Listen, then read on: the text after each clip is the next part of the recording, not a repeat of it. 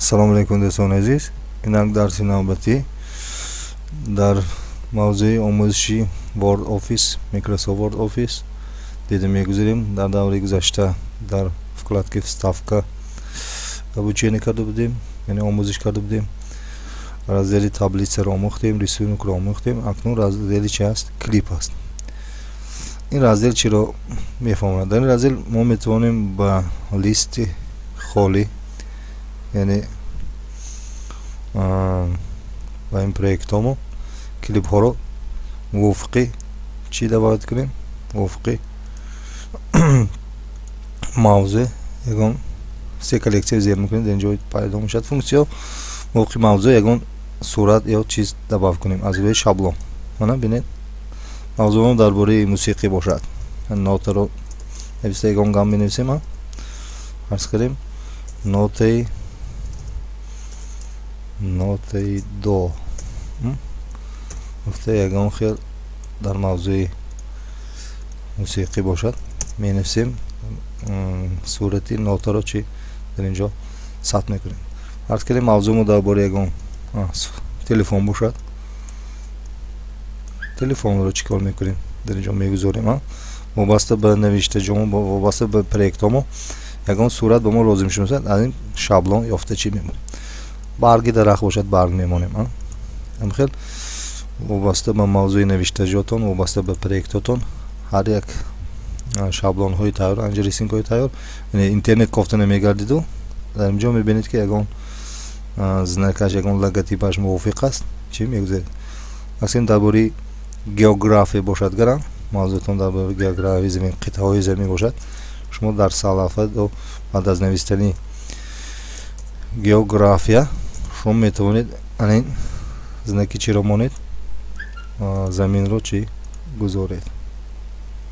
فرض کنیم بعد همین این زنک رو چی گذارید. ببینید نکی گئوگرافیا. فرض کنیم خریطه گلوبوس زنکش اشاره کرده است. رسمی پلنگ هست من در اینجا، رسمی تلفن و موزیکش هست. این خیلی لوگوتیپ ها رو چینده مانید میشه. ابر هست. موضوع درباره سپورت باشد من تو برام میمونید. موضوع درباره مدیسین باشد این رو مونده میتوانید. موضوع درباره حج باشد این رو درباره ترازو، حالت ترازو ببینید هر خیلی موضوع بود. چی درباره اسرنامه باشد این چی ستاره ها، تلسکوپ و زمین درباره اسرنامه مونده میتوانید.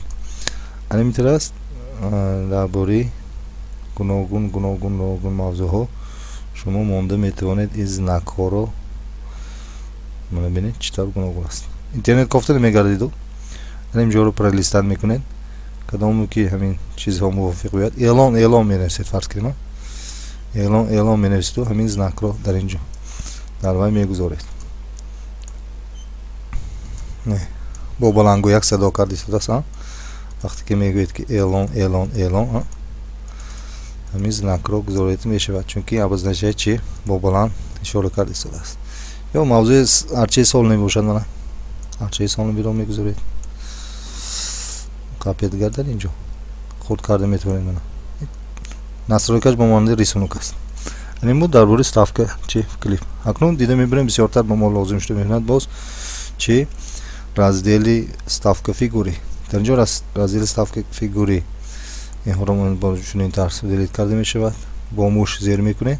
وقتی که این حالت رو گرفت کنوپی دیلیت رو در کلاویاتور زیر میکنید. با موش زیر میکنید. این حالت رو گرفت کنوپی دیلیت رو در کلاویاتور زیر میکنید گم می شود.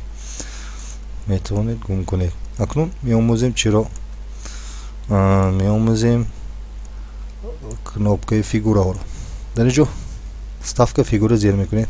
هم نمود فیگور رو میبرد. خیلی ما میخوایم چی من چارکنجا رو نویسیم. این فیگوری چارکنجا شد. چه خیلی فونکسیون دارد داریم.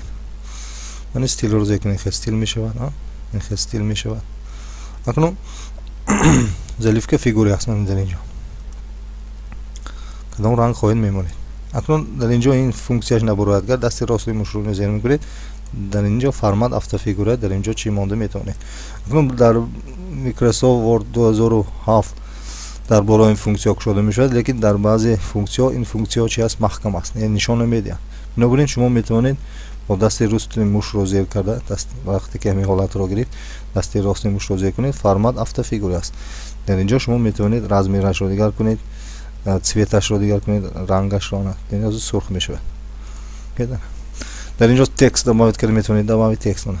فرض کنیم در اینجا می نویسیم با رنگ سفید نویسیم، سرخ به سرخ نویسیم نمی‌نوید، با سفید نویسیم. شریفت رو کلام میکنیم، می نویسیم در داخلش 4 کنجی برابر پهلو نویسیم، برابر پهلو.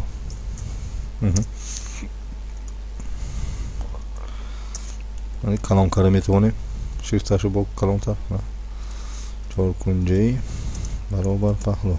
آنا درک کردن استمیش هم خیلی زدن نمیشود که چون 4 کنجی رو کشیدن نکار. این فونکسیون رو استفاده برده میتوانید.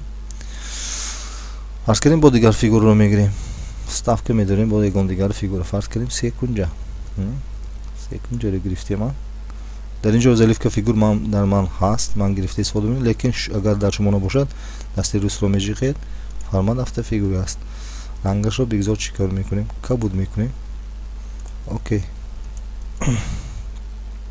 زلیف که فیگوری کبود. آنا کنتور فیگوری است. کنتور فیگوری چیکار میشه؟ سیاه کرده میشه گردی فیگور. ها نکنی ببینید، اینم در داخلش добавить تکست میکنیم. فرض کنیم این رو نیز خط بگذار رنگ سرخ کتی مینویسیم، تکستم رو رنگ سرخ باشد. سرخ در فونی کبود چی مینماید؟ 3 کنجی جی برابر طرف مینویسیم. فرض کنیم جی برابر طرف. آنا ببینید شریفت رو دیگر میکنیم. الان نرمانه جی برابر طرف برابر طرف.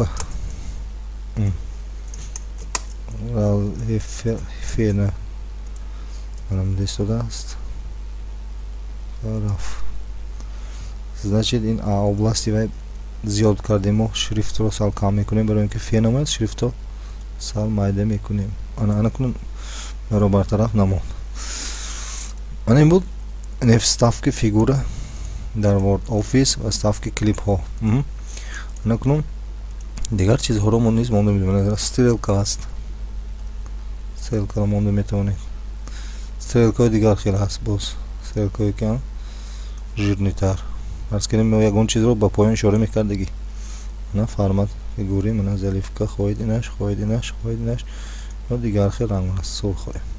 یگان چیز رو با پایین اشاره میکردی با این استریلکا اشاره میکنیم، یا باز دیگر خیلی باز یگان چیز استریلکای دو طرف دکار یا این واحد دکار اشارت های چی قاعده حرکتی رو خیلی چیزها رو استفاده بوده میشود. فرض کنیم این بود درباره آموزشی ставка کلیپ و ставка فیگوره ها.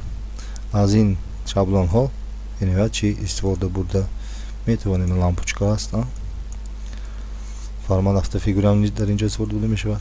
ظریف رو دیگر میکنید، کبود میکنید، کبود میشود. هر خیلی چیزها رو استفاده بوده میشود، هم کلیپ هم فیگوره. به واسطه با موضوعتون رسم bayrak هست اینجا، نه bayrak رو نیست استفاده بوده ممکن است. bayrak والنی bayrak.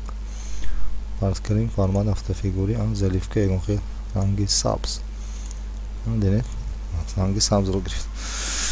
با وجود این طرز شما میتوانید استفاده برید از вкладкой در вкладке вставка فункцию рисунок، فункцию клип، فункцию фигура. این بود درس نوبتی ما. آموزید و استفاده برید. در درس های آینده با ما باشید. فکر و درس خاص های خود را گذارید، لایک مونید، کامنتار نویسید، سوال ها نویسید. من با شما علاقه هستم. خداحافظ تا درس های آینده.